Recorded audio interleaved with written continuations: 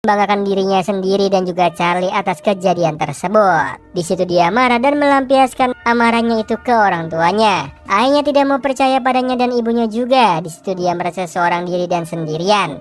Di keluarganya bahkan dia merasa sudah tidak dianggap. Di kamarnya Charlie, dia sudah terbiasa masuk ke kamarnya Charlie nih, karena kan sebelumnya itu kamarnya juga. Di sana dia sedang menerka-nerka sebenarnya tujuan penjahat itu apa. Kenapa mereka memasang bom yang sama sekali tidak terpasang? Mereka menyandra pengunjung dan mengirimkan penjahat yang mudah sekali untuk ditangani. Dia juga berpikir kenapa di saat yang tepat ayahnya menjadi subjek bahan uji coba senjata baru, sementara dia juga melihat ada senjata baru itu di gudang penjahatnya itu.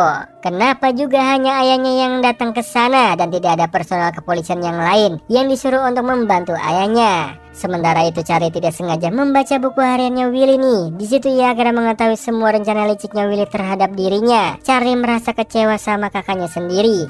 Dia selama ini hanya dimanfaatkan untuk keuntungan